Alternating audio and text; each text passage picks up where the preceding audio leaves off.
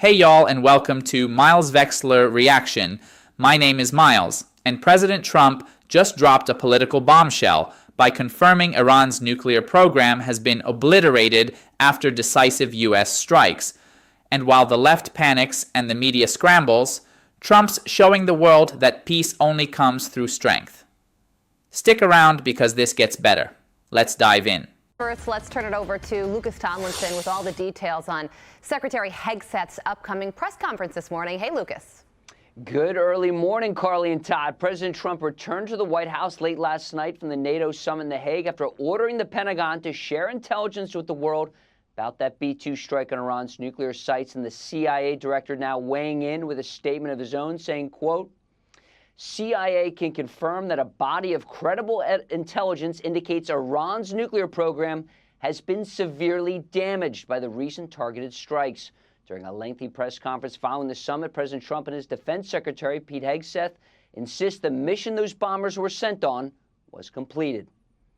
There are numerous of those reports, and they're coming out fast and furious. But the most respected ones we've already seen. The site was obliterated, just like I said it was. And just like the pilots should be given credit for. So if you want to make an assessment of what happened at Fordo, you better get a big shovel and go really deep, because Iran's nuclear program is obliterated. As the ceasefire between Iran and Israel appears to be holding, Trump says he's looking at talking to Iran next week and perhaps working on a pledge by the Islamic Republic to give up its nuclear program. Look, we're going to talk to them next week with Iran. We may sign an agreement. I don't know. To me, I don't think it's that necessary. I mean, they had a war, they fought. Now they're going back to their world. I don't care if I have an agreement or not. The only thing we'd be asking for is what we were asking for before about we want no nuclear, but we destroyed the nuclear. And Carly, that Pentagon briefing scheduled for 8 a.m. Eastern. We'll be carrying it right here live. Stay tuned right here on the Fox News channel. Yes, Carly, we certainly Todd. will be watching. How's that for tease? Thank you. That's an amazing tease. We will do it more. So I say keep your station locked to Fox News. How about that? Very nice. Yeah. Doubling down. Lucas, thank Locked you. and loaded. Let's bring in former NSC Chief of Staff under President Trump, Alex Gray. Alex, let's start there. What are you expecting to hear from Secretary of Defense Pete Hegseth in just a few hours? Well, thanks, Todd. I would expect Secretary Hegseth is going to lay out in more granular detail what we've learned about the operation since it's ended, what we know about the success, what we've learned about the post-battle damage assessment.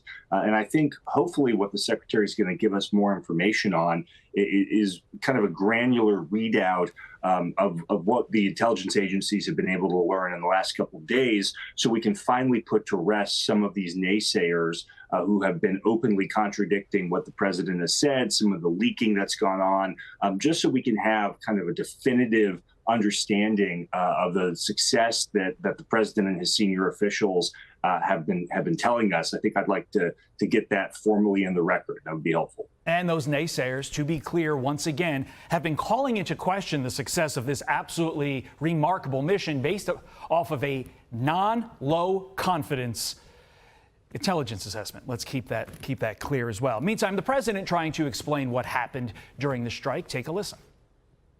They call it dust, but it's very, very heavy. It's very, very hard to move.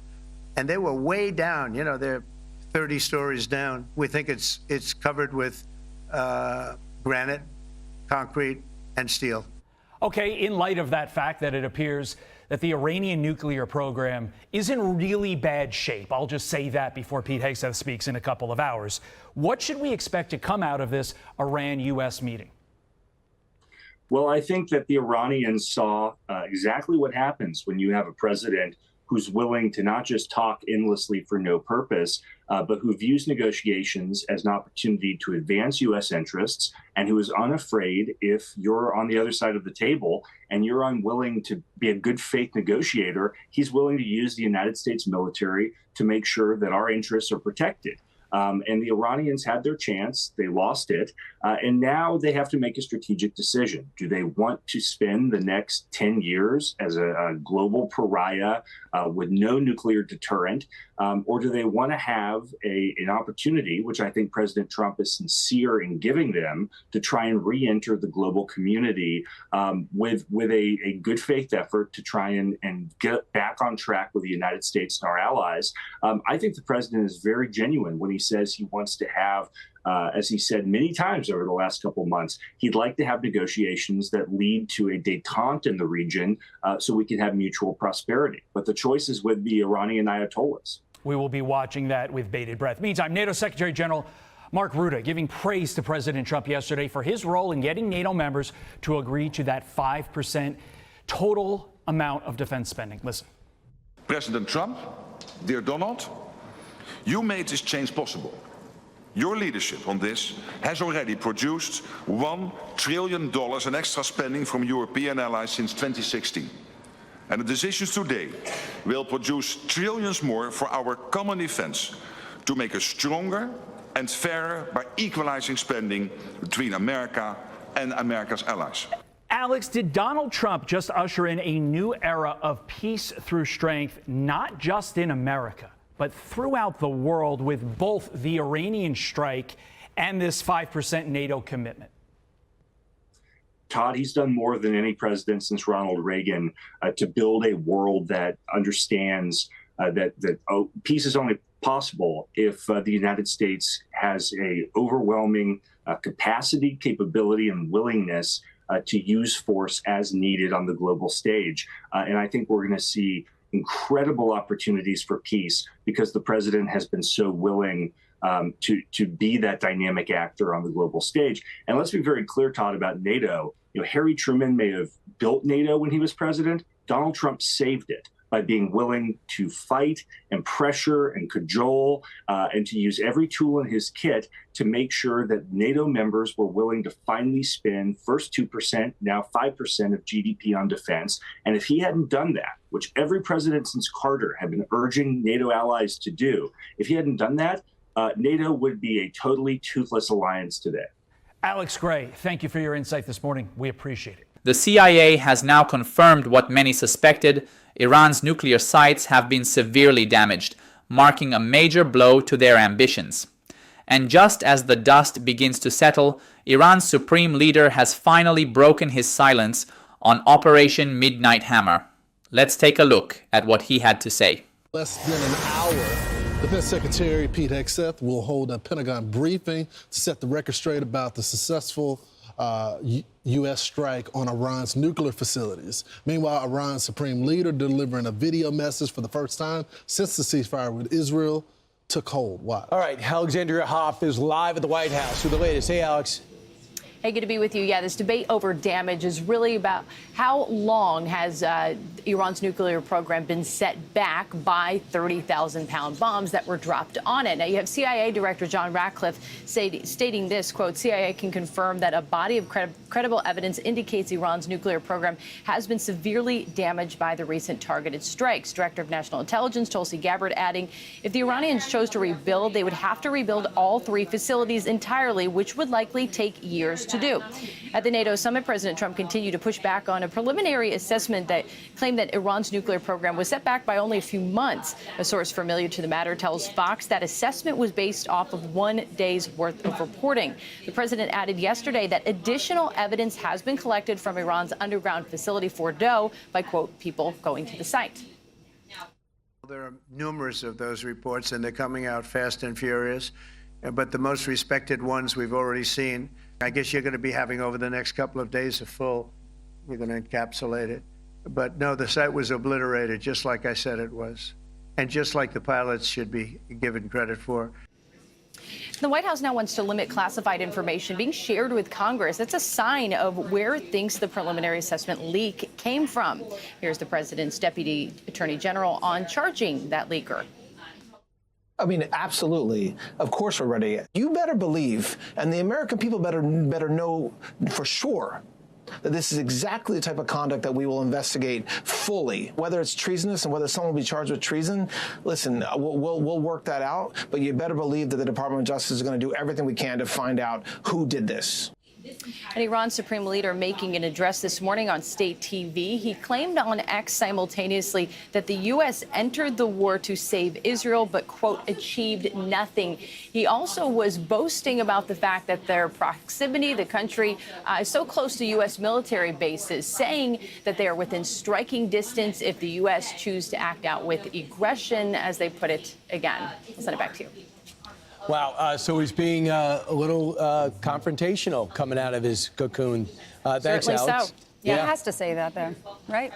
Yeah, we don't know. I don't know if this was, he was out for 4 days. We didn't hear anything of him. So now he's talking about, well, I know where the bases are. Well, you knew where the bases were before. And what'd you do? You telegraphed a hit on Qatar. That was when the time, if you were a tough guy, that's when you take your shot. But instead, they were afraid of another shot. Well, it's kind of hard to take a guy serious who's been underground in a bunker. Exactly. Hiding from the world, because Israeli forces as well as the United States know exactly where he is, and he's afraid of a strike. Mm-hmm. So to Ainsley's point, he has to show some face to his people to try to keep them in line, even though he really isn't. The bottom line is that they may have known where the U.S. forces were, but they gave us a heads up before they decided to strike us because they didn't want any casualties or any damage to our building. Yeah, so there's going to be a press conference this morning, as we told you, with Pete Hegseth and General Raising Cane. And it's going to be at the Pentagon at 8 o'clock this morning. We will be taking it live. President Trump said, I thought this was interesting, he was talking about our pilots. He said, to fight for the dignity of our great American pilots. That's why we're having this briefing.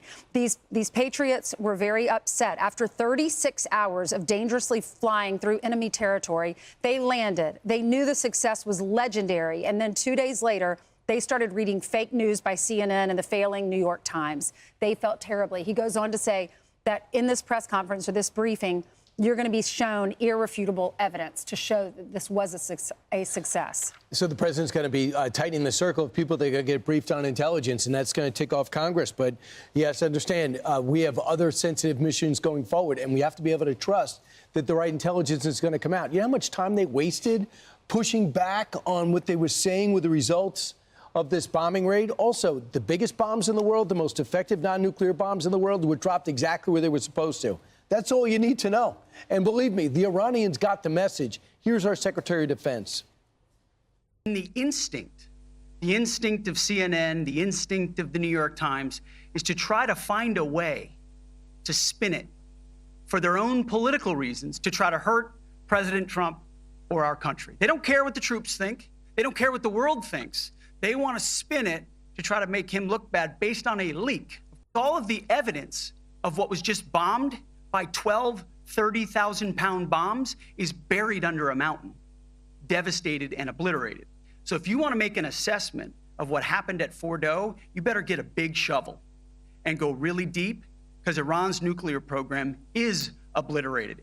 Well, you really put it into perspective, because at that time, none of the real intelligence reports had came out with the strong information when they were making this assessment. It was only that one report that was low confidence that was released. And they're making all of these conclusions about this when they hadn't even been to the site to be able to see. And I think what they did do, and I think the president highlighted this very well, they didn't honor our servicemen and women that did the mission. And the president talks about the conversation that he had with some of the pilots and how happy they were to fight for our country, and they demeaned them in the process. And I think a lot of them are regretting this morning. We'll see. That was the initial report. We'll see what happens today. The Israelis have a different view of what happened, and they will more than likely on the ground. The CIA has officially confirmed it, folks. Iran's nuclear program isn't just dented. It's obliterated. This isn't media spin. This isn't speculation. This is coming straight from U.S. intelligence and the highest levels of the Trump administration. For years, we've heard weak promises and endless negotiations that went nowhere. But now, results. Real, concrete, undeniable results.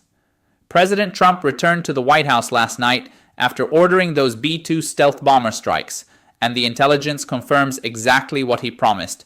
Iran's key nuclear facilities have been severely damaged. You heard Trump loud and clear, obliterated, just like he said.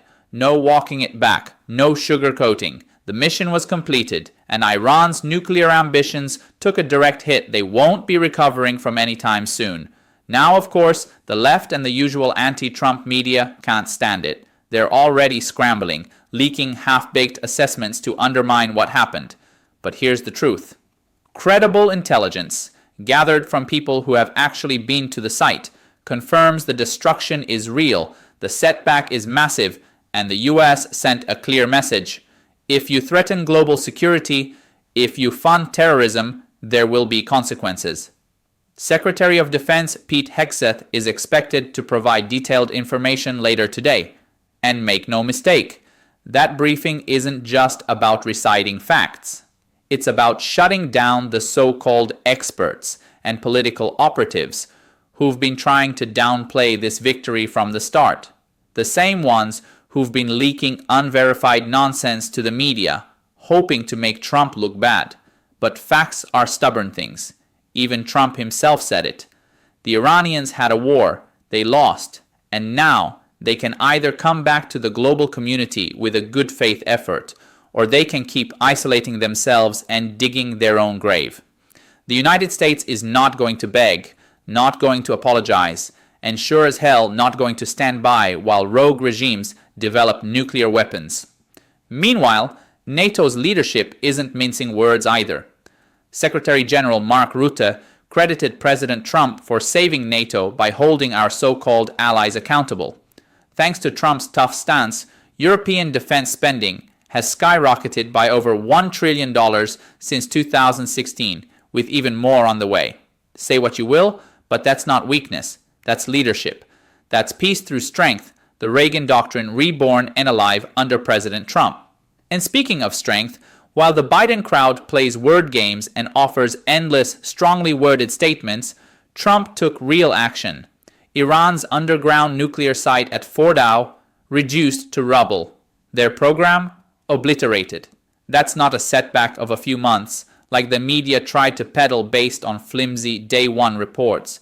That's years of work wiped out in a matter of hours, thanks to decisive leadership. Of course, Iran's supreme leader finally crawled out of hiding after days underground to run his mouth on state TV. He claims the US achieved nothing and pretends they're within striking distance of US military bases. Really? That's rich coming from a guy who's been hiding in bunkers, terrified of another American strike. If the Ayatollahs are so bold, where was the retaliation? Where was the so-called decisive action?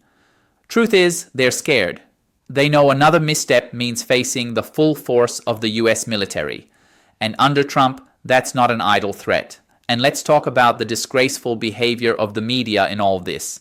CNN, the New York Times, you name it.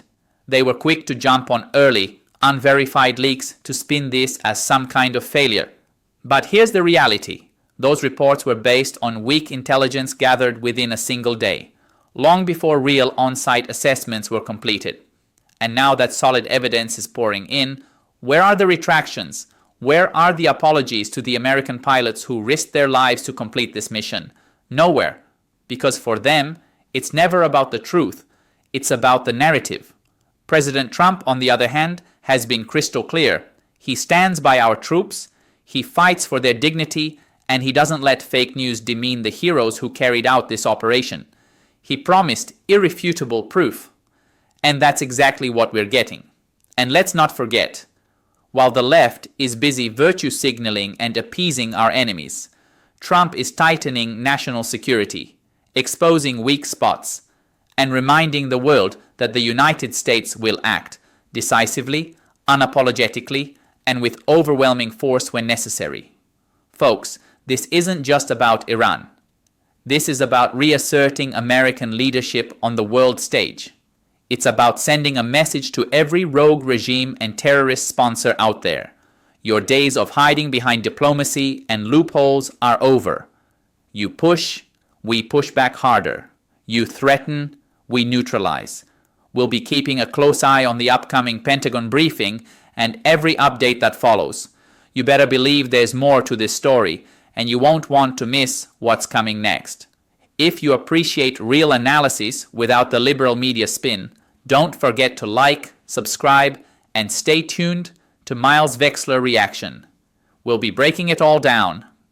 And trust me, the next chapter of this is just getting started. See y'all next time.